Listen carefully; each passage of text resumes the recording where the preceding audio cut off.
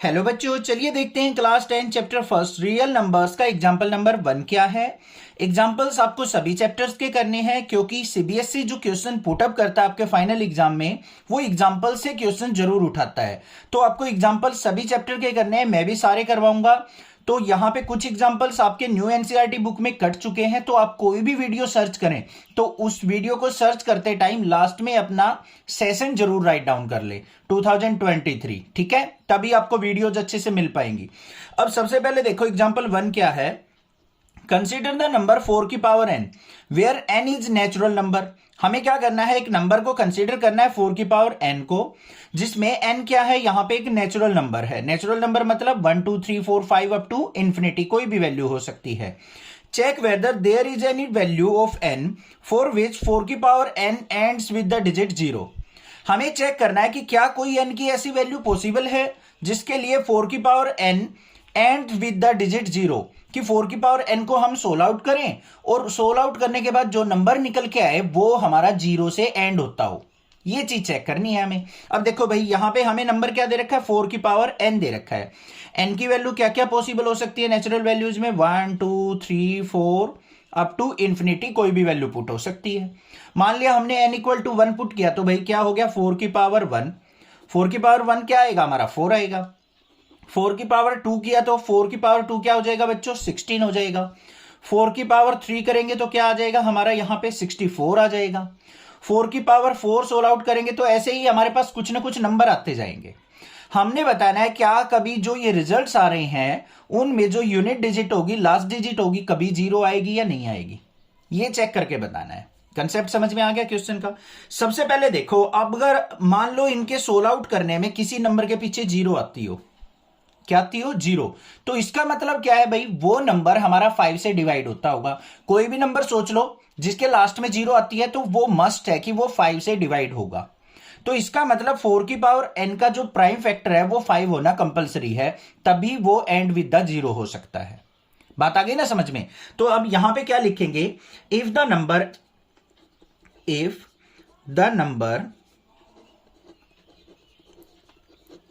4 की power n and with digit 0, so it must have 5 as prime factor। बस ये बात आपको लिखनी है कि अगर 4 की पावर n कभी एंड विद द डिजिट 0 होगा तो 5 उसका प्राइम फैक्टर होना कंपलसरी है। अब यहां पे प्राइम फैक्टर देख लेते हैं हम 4 की पावर n के। प्राइम फैक्टर ऑफ 4 की पावर n, देखो भाई 4 के अगर मैं प्राइम फैक्टर करता हूं यहां पे तो किस पे जाएगा, 2 पे, 2 2 जा 4, फिर 2 पे जाएगा, 2 1 जा 2, तो क्या है हमारे फैक्टर 2 इंटू 2 आगे, तो इसको मैंने लिख दिया 2 इंटू 2 की पावर n। तो यहां पे क्लियरली हमें विजिबल है कि 5 इसका फैक्टर नहीं आया और जो कि होना कंपलसरी है, ठीक है। तो यहां पे क्या लिखेंगे, so here 5 is not a factor of 4 की पावर n, सो 4 की power n never and with digit 0।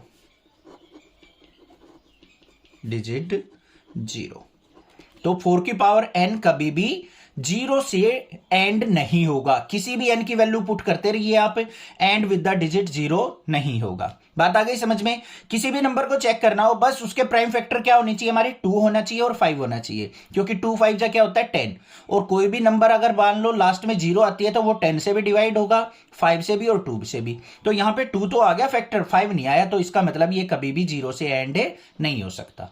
Find the LCM and HCF of 6 and 20 by the prime factorization method। हमें यहां पे क्या करना है, दो नंबर दे रखे हैं जिनका हमें LCM और HCF फाइंड आउट करना है। स्पेशली मेंशन किया है कि प्राइम फैक्टराइजेशन मेथड से ही आपको LCM HCF निकालना है। तो भाई बिल्कुल सिंपल है। सबसे पहले देखो हमारे पास नंबर क्या दे रखा है, 6 दे रखा है।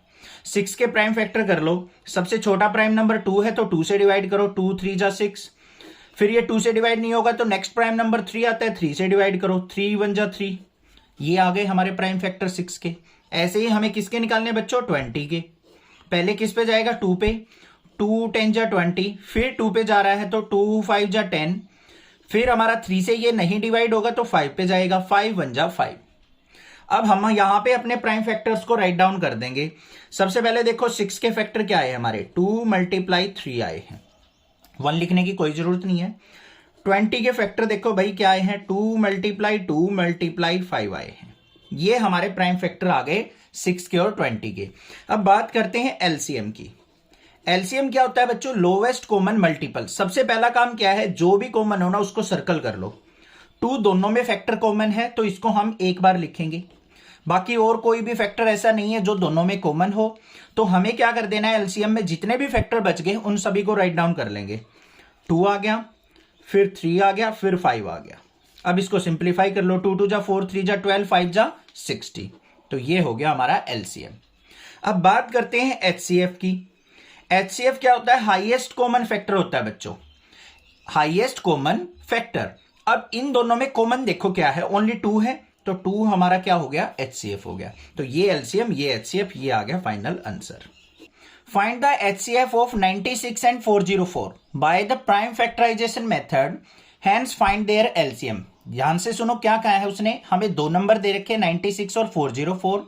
इन दोनों का हमें प्राइम फैक्टराइजेशन मेथड से पहले एचसीएफ निकालना है, देन उस एचसीएफ की हेल्प से हमें इनका एलसीएम भी फाइंड आउट करना है। देखो यहां पे स्पेशली मेंशन किया है उसने कि पहले आप एचसीएफ निकालिए प्राइम फैक्टराइजेशन मेथड से, हेंस उसके बाद फाइंड देयर एलसीएम, उसके बाद उसका एलसीएम निकालिए इनकी हेल्प से। तो देखते हैं भाई क्या यहां पे क्या करेंगे हम।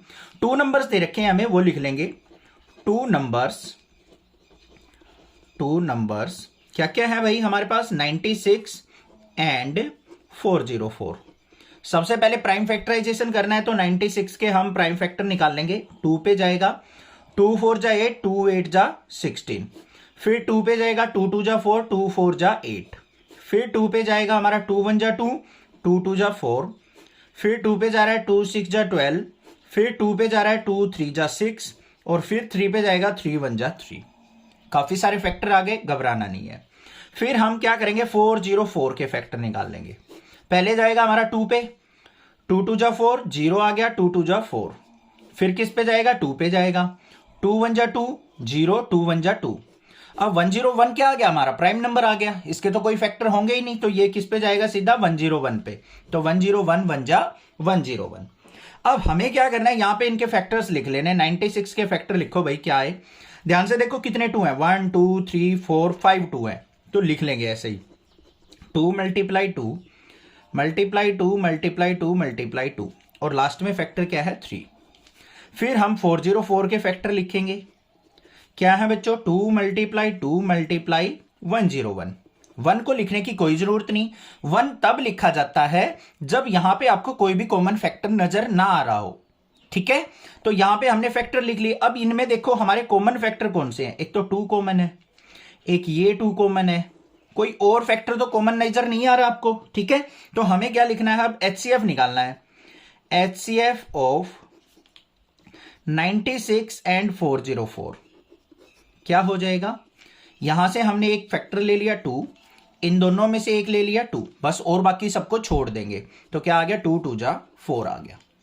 अब एक तो तरीका था भाई एलसीएम निकालने का, हम क्या करेंगे, इनको एक एक बार लेके बाकी जो फैक्टर बच गए उनको भी ले लें, बट नहीं, उस मेथड से नहीं करना हमें इस एचसीएफ की हेल्प लेके हमें क्या करना है, एलसीएम फाइंड आउट करना है। तो यहां पे हमें एक रिलेशन पता है, क्या, we know LCM multiply HCF is equal to किसके होता है भाई, प्रोडक्ट ऑफ 2 नंबर, जो भी नंबर हमें दे रखी है उनकी प्रोडक्ट के इक्वल। तो इसको हम फॉलो करेंगे। यहां पे एलसीएम हमें फाइंड आउट करना है तो एलसीएम रहने देंगे। एचसीएफ कितना आया है, 4 equal to product of 2 number, 1 number क्या है 96, दूसरा नंबर क्या है 404 है।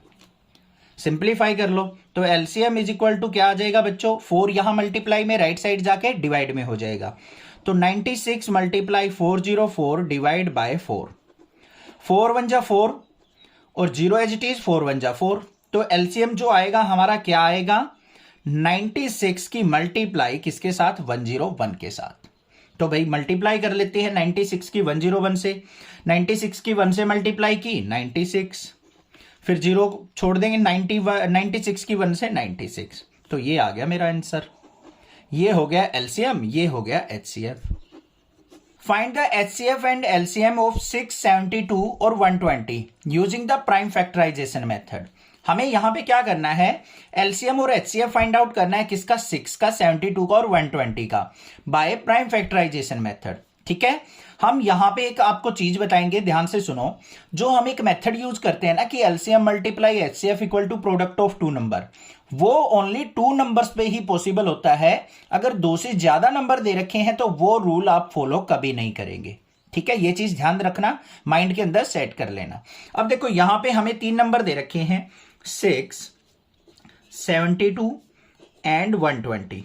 इनके हम करेंगे यहां पे प्राइम फैक्टर। तो सबसे पहले 6 के फैक्टर करते हैं। 2 पे गया, 2 3 जा 6, फिर 3 पे जाएगा, 3 1 जा 3। फिर हम 72 के फैक्टर करते हैं भाई, किस पे जाएगा, पहले 2 पे। 2 पे डिवाइड किया तो हमारा 2 3 जा 6, 12 हो गया, 2 6 जा 12। फिर 2 पे जाएगा, 2 1 जा 2, कैरी 1 16 हो गया, 2 8 जा 16। फिर 2 पे जाएगा, 2 9 जा 18। फिर 3 पे जाएगा, 3 3 जा 9, और लास्ट में फिर 3 पे जाएगा तो 3 1 जा 3। फिर 120 के फैक्टर कर लेते हैं भाई। 2 पे गया, 2 6 जा 12, 0 एज इट इज। फिर हमारा 2 पे जाएगा, 2 3 जा 6, 0 एज इट इज। फिर हमारा 2 पे जाएगा, 2 1 जा 2, यहां पे क्या हो गया 10, 2 5 जा 10। फिर हमारा 3 पे जाएगा, 3 5 जा 15। फिर हमारा 5 पे जाएगा तो 5 1 जा 5। सारे के सारे फैक्टर आ गए आपके। अब हमें क्या करना है, यहां पे एलसीएम और एचसीएफ निकालना है। तो पहले इनके फैक्टर्स लिख लो। 6 के फैक्टर क्या है भाई, 2 मल्टीप्लाई 3 आया है। उसके बाद 72 के फैक्टर लिख लो भाई, कितनी टाइम्स 2 है, 3 टाइम्स, तो 2 मल्टीप्लाई 2 मल्टीप्लाई 2। फिर 2 टाइम्स 3 है तो 3 मल्टीप्लाई 3। फिर हम 120 के फैक्टर लिखेंगे। 120 के फैक्टर क्या है, 2 मल्टीप्लाई 2 मल्टीप्लाई 2 मल्टीप्लाई 3 मल्टीप्लाई 5। सारे के सारे फैक्टर हमने राइट डाउन कर दिए, कोई दिक्कत नहीं होनी चाहिए। अब आपको एक छोटी सी मैं बात बताता हूं, अगर दो से ज्यादा नंबर का एलसीएम एचसीएफ निकालना हो ना, तो आप क्या करें उनमें बच्चों, इनको पावर की फॉर्म में लिख लो। जैसे ये तो अकेले अकेले हैं तो इसको तो हम 2 मल्टीप्लाई 3 लिख लेंगे। यहां पे 2 कितने टाइम्स है, 3 टाइम्स, तो 2 की पावर 3 मल्टीप्लाई 3 2 टाइम्स है तो 3 की पावर 2। यहां पे 2 कितने टाइम्स है, 3 टाइम्स, तो 2 की पावर 3 मल्टीप्लाई 3 मल्टीप्लाई 5। अब ये फैक्टर हो गए हमारे। अब देखो यहां पे इजी रहता है आपका एलसीएम निकालना। अगर दो से ज्यादा नंबर हो, दो नंबर तक तो मैंने जैसे बता रखा है वैसे करते रहो। अब हमें क्या करना है, यहां पे जो भी हाईएस्ट पावर हो ना वो उठाते रहो। 2 की पावर 1 है, 2 की पावर 3, 2 की पावर 3, हाईएस्ट पावर 2 की क्या है, 3, तो 2 की पावर 3 उठा लिया। एचसीएफ में स्मॉलेस्ट पावर उठाते हैं, एलसीएम में हाईएस्ट पावर उठाते हैं। ठीक है, ये चीज ध्यान रखना भाई। मल्टीप्लाई 3, देखो यहां 3 की पावर 1 है, 3 की पावर 2, यहां भी 3 की पावर 1, तो हाईएस्ट पावर क्या हुई, 3 की पावर 2 ले लिया, अकेला बच गया 5। बस ये एलसीएम आ गया। सिंप्लीफाई कर लो, 2 की पावर 3 कितना हो गया, 8 मल्टीप्लाई 3 की पावर 2 कितना हो गया, 3 3 जा 9 मल्टीप्लाई 5। तो यहां पे क्या हो गया, 8 5 जा 40, 40 की और 9 की मल्टीप्लाई करेंगे तो 360 हमारा क्या आ गया, एलसीएम आ गया। अब एचसीएफ की बात कर लेते हैं। एचसीएफ में क्या होता है भाई, लोवेस्ट पावर देखते हैं, स्मॉलेस्ट पावर। 2 की स्मॉलेस्ट पावर कहां है, ये रही ओनली 2। 3 की स्मॉलेस्ट पावर अकेला 3 है, तो यहां पे क्या हो गया हमारे पास, 2 मल्टीप्लाई 3, 2 3 जा क्या आ गया, 6। ये हमारा क्या हो गया, एचसीएफ। यहां पे क्या दे रखा है, prove that √3 is irrational number. हमें √3 को इरेशनल नंबर प्रूव करना है। एग्जाम में √2 भी आ जाता है, √5 भी आ जाता है। ठीक है, कोई भी आ सकता है। √5 हमारा एक्सरसाइज के अंदर है, √3 अभी करा रहा हूं, √2 भी करा दूंगा। देखना सारा का सारा तीनों के तीनों में कंसेप्ट हमारा एक ही यूज होने वाला है, तो कंसेप्ट सीखो, रटना नहीं है कुछ भी। सबसे पहले देखो, अगर हमें किसी भी नंबर को बच्चों इरेशनल प्रूव करना हो तो सबसे पहले हम उसको एज्यूम करके चलते हैं, मान के चलते हैं कि वो एक रैशनल नंबर है। और जो हमने किसी नंबर को रैशनल मानना है, हम फिर अपने ही माने हुए नंबर को गलत प्रूव कर देते हैं कि हमने इसको रैशनल मानना ना, वो गलत मान लिया, तो अपने आप क्या हो जाएगा, ये इरेशनल नंबर हो जाएगा। ठीक है, ये कॉन्ट्राडिक्शन होती है। तो सबसे पहले हम यहां पे क्या करेंगे, let √3 is a rational number, a rational number. हमने इसको रैशनल नंबर मान लिया। सो दैट अब ये एक रैशनल नंबर है तो p by Q fractional form में लिखा जा सकता है, numerator by denominator. So that √3 is equal to क्या हो जाएगा भाई, a बाय b की फॉर्म में लिख सकते हैं या नहीं? बिल्कुल लिख सकते हैं सर। और कंडीशन क्या होंगी कि a और b आर हमारे आर को प्राइम नंबर, को प्राइम नंबर। पहली कंडीशन तो ये होगी कि a और b हमारे क्या होंगे, को प्राइम नंबर होंगे। दूसरा b जो है नॉट इक्वल टू 0 होगा। ये कंडीशन फुलफिल होनी कंपलसरी है।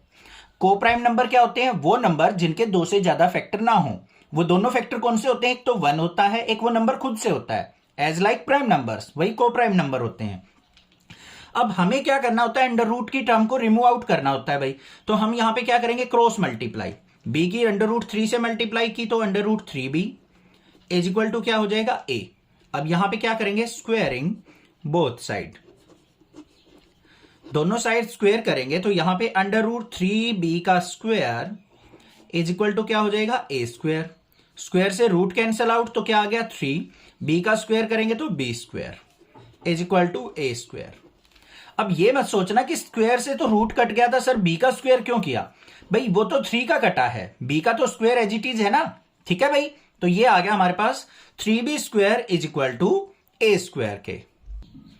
इसको मान लेते हैं इक्वेशन नंबर फर्स्ट। अब यहां से देखो b square is equal to क्या आ गया, a स्क्वेयर डिवाइड बाय 3 को नीचे लेके गए तो a स्क्वेयर डिवाइड बाय 3 आ गया हमारा।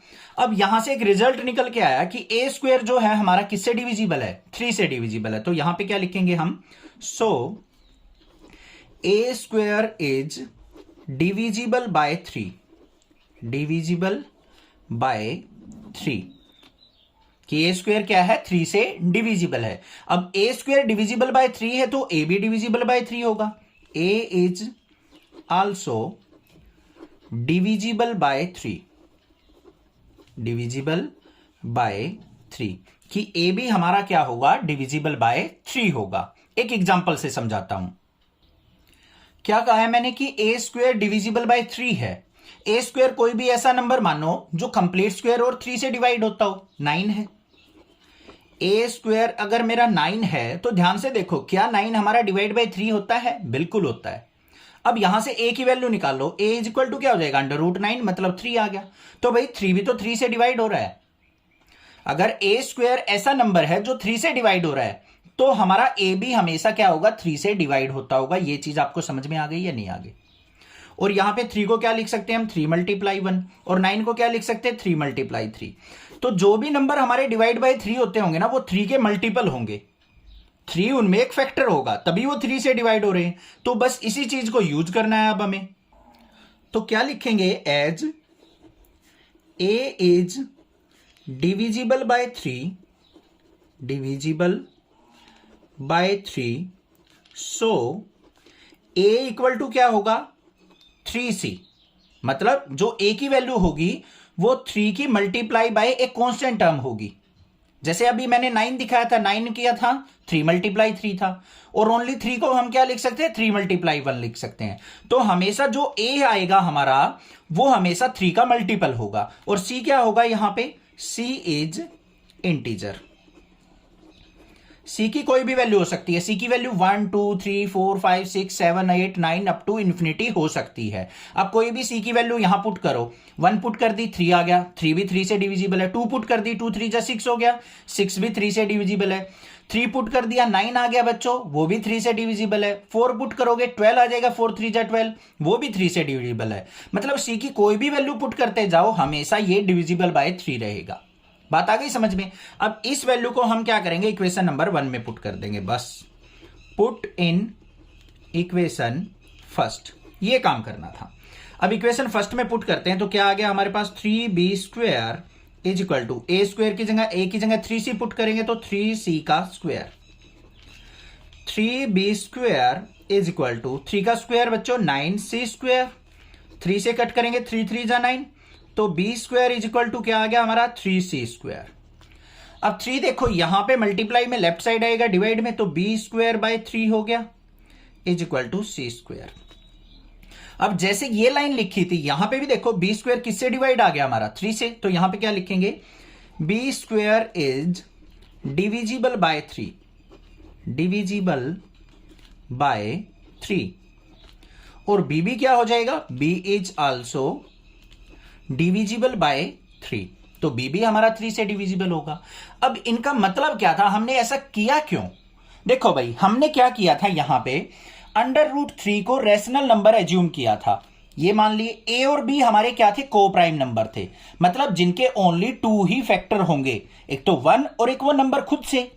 बट हमने यहां पे क्या देखा कि 3 भी फैक्टर निकल गया यहां पे तो ए और बी का, तो इसका मतलब ए और बी के कितने फैक्टर हो गए, 3 फैक्टर हो गए। एक तो ए का फैक्टर देखो, एक तो ए खुद से हो गया वो नंबर, एक 1 हो गया, और एक यहां पे 3 भी फैक्टर आ गया। अब 3 फैक्टर हो गए तो ये को प्राइम नंबर तो नहीं रहा, इसका मतलब हम अंडर रूट 3 को रेशनल नंबर की फॉर्म में नहीं लिख सकते। बस ये चीज करनी थी, तो यहां पे क्या लिखेंगे, here A B have 3 as common factor, common factor, 3 भी उनका क्या आ गया, कॉमन फैक्टर आ गया। बट होना तो एक ही चाहिए, 1 होता है एक कॉमन फैक्टर ओनली को प्राइम नंबर्स का, तो यहां पे दो कॉमन फैक्टर आ गए, तो ये को प्राइम नंबर नहीं रहे ए और बी। तो यहां पे क्या लिख देंगे हम आगे, so our assumption under root 3 is rational is wrong. तो हमारी एजम्पशन क्या हो गई, रॉन्ग, कि हमने इसको रेशनल मान लिया, वो गलत मान लिया। अब ये रेशनल नहीं होगा तो अपने आप ही क्या हो गया, इरेशनल हो गया। So that 5 minus root 3 is irrational. हमें क्या करना है, यहां पे 5 माइनस रूट 3 को इरेशनल नंबर प्रूव करना है, ठीक है। अब कोई भी नंबर इरेशनल प्रूव करना है तो सबसे पहले हम क्या करेंगे, उसको रेशनल नंबर एज्यूम करके चलेंगे। तो यहां पे क्या किया हमने, let 5 minus root 3 is rational number, rational number. अब ये एक रेशनल नंबर है तो इसका मतलब इसको हम p बाई क्यू की फॉर्म में लिख सकते हैं, a बाई बी की फॉर्म में। तो यहां पे क्या लिखेंगे, so that 5 minus root 3 is equal to क्या हो जाएगा बच्चों, a बाई बी की फॉर्म में हो जाएगा। साथ में यहां पे a और b क्या होंगे हमारे, a b आर को प्राइम नंबर, को प्राइम नंबर, और साथ में डिनोमिनेटर जो होगा वो नॉट इक्वल टू 0 होगा। को प्राइम नंबर का मतलब क्या है कि ए और बी के बीच में 1 ओनली एक कॉमन फैक्टर होगा। जैसे ए के फैक्टर क्या मिलेंगे आपको, a मल्टीप्लाई 1, और b के फैक्टर क्या होंगे, b मल्टीप्लाई 1। तो हम इन दोनों a और b को हम क्या कह सकते हैं, को प्राइम नंबर, ठीक है। अब हमें क्या करना है, रूट वाली टर्म को यहां से एलिमिनेट करना है, मतलब लेफ्ट साइड रखना है, और विदाउट रूट वाली टर्म को हमें राइट साइड करना है। तो क्या करेंगे हम, यहां पे ए बी को इस तरफ ले आओ, अंडर रूट 3 को राइट साइड ले जाओ भाई। तो इसको इस तरफ ले आए तो 5 minus A by B is equal to minus root 3 को राइट साइड लेके जाएंगे तो प्लस का रूट 3। क्लियर हो गई बात, सिंप्लीफाई कर लो। इसके अपॉन में 1 मानते हैं, एलसीएम आ गया b, तो b को 1 से डिवाइड किया, b आ गया 5 से मल्टीप्लाई 5b, माइनस में b से b को डिवाइड किया 1 आ गया, 1 की a से multiply a is equal to क्या आ गया, अंडर रूट 3। अब ध्यान से देखो बच्चों, अंडर रूट 3 क्या है हमारा, इरेशनल नंबर है। बट ये टर्म क्या आ गई, a और b हमारी क्या है, कोई भी को प्राइम नंबर वैल्यू पुट करोगे ना तो ये हमारे क्या आएंगे, एक रेशनल नंबर आएगा। क्या आएगा, रेशनल नंबर। कैसे, अभी बताता हूं। आप यहां पे a और b की वैल्यू कोई भी वैल्यू पुट करके देखो। मान लो b की वैल्यू आपने पुट कर दी 1, a की वैल्यू मान लो पुट कर दी 2, दोनों के दोनों क्या है, रेशनल नंबर, पुट कर दियो यहां पे। तो क्या आ गया, 5 multiply 1 minus 2 divide by 1, 5 minus 2 क्या हो गया, 3 बाई 1। तो ये क्या आ गया हमारे पास, एक, ध्यान से देखो, रेशनल नंबर आया। तो लेफ्ट साइड क्या है हमारी, रेशनल है, बट अंडर रूट 3 क्या होता है, इरेशनल। क्या कभी ये दोनों इक्वल हो सकते हैं, नहीं, कभी भी ये इक्वल नहीं होंगे। तो इरेशनल नंबर कभी भी रेशनल नंबर के इक्वल नहीं होगा। तो यहां पे क्या लिख देंगे, so our assumption 5 minus root 3 is rational rational is wrong. तो हमारी अजम्पशन क्या हो गई? रॉन्ग हो गई। So 5 minus root 3 is irrational number. Irrational number. अब कुछ टीचर क्या कहेंगे, ऐसे नहीं लिखना है, ये नहीं करना है, तो आप उन टीचर का मुंह बंद करने के लिए क्या करेंगे, यहां पे लिख भी देंगे कि root 3 is a irrational number. Show that 3 root 2 is irrational number. हमें क्या करना है, 3 रूट 2 को इरेशनल नंबर प्रूव करना है। सबसे पहले क्या करेंगे, हम इसको रेशनल नंबर एज्यूम करके चलेंगे। क्या लिखेंगे, let 3 root 2 is rational number. Rational number. अब ये एक रेशनल नंबर है, तो बच्चों हम इसको कैसे लिख सकते हैं, a बाय b, या फिर न्यूमरेटर बाय डिनोमिनेटर की फॉर्म में लिख सकते हैं। So that 3 under root 2 is equal to क्या हो जाएगा, a by b।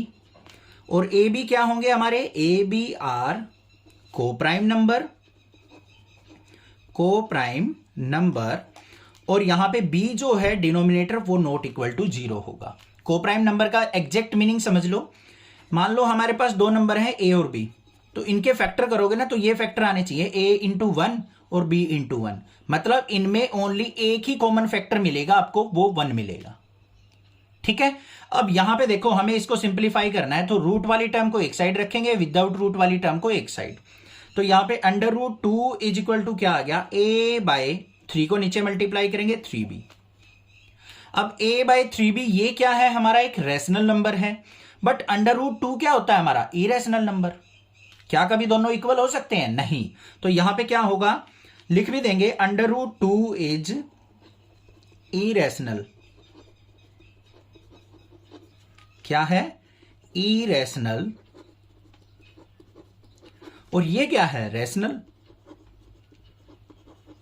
Rational number है ना ये, पी बाई क्यू की फॉर्म में ए बी कोई भी वैल्यू पुट करके देखो, ऐसे ही आएगा हमारा numerator by denominator, P by Q की फॉर्म में। तो ये दोनों कभी भी इक्वल नहीं हो सकते, बट यहां पे इक्वल आए हुए हैं। इसका मतलब जो हमने इसको रेशनल मानना है, हमारी कॉन्ट्राडिक्शन क्या हो गई, रॉन्ग हो गई। तो यहां पे क्या लिखेंगे, so 3 root 2, so our assumption, so our assumption 3 root 2 is rational, is rational is wrong. तो हमारी अजम्पशन क्या हो गई, रॉन्ग हो गई भाई, हमने गलत मान लिया। तो लास्ट में क्या हो जाएगा, so 3 root 2 is irrational number. Irrational number. बस ये काम करना था। समझ में आ गई बात, क्लियर है? अगर कोई टीचर इसमें मिस्टेक निकालता है, तो आप उससे ये कहते हैं ना कि गलत है, ये तो गलत है, कोई टीचर बोल दे आपको, तो ये पूछ लो कि गलत क्या है। ठीक है, फिर मुझे बता दो, फिर देखते हैं भाई आगे क्या होता है। ऐसे कैसे गलत बोल दिया? कोई भी टॉपिक को, किसी भी पॉइंट को अगर कोई टीचर किसी को गलत बोलता है कि ये रॉन्ग है, आपने दूसरे टीचर से सीखा है, क्योंकि कुछ टीचर्स क्या करते हैं ना, वो अपने ही मेथड को ठीक मानते हैं, बाकी सारे टीचर उनके लिए फालतू होते हैं। तो अगर कोई ऐसा टीचर मिलता है और आपके मेथड को रॉन्ग बताता है, तो उससे सीधे सीधे पूछो कि सर रॉन्ग क्यों है, please tell me the answer. घबराने की जरूरत नहीं है, आप उससे बस प्यार से पूछ लो कि सर गलत किस वजह से है, आप एक बार बताएंगे मुझे। बस वहीं पे टाई टाई फिश हवा निकल जाएगी। चैनल को सब्सक्राइब, वीडियो को लाइक जरूर कर लेना, और 100 आउट ऑफ 100 लेके आने हैं, ये मेरी गारंटी। आप साथ में मेहनत करते रहो। Thank you students.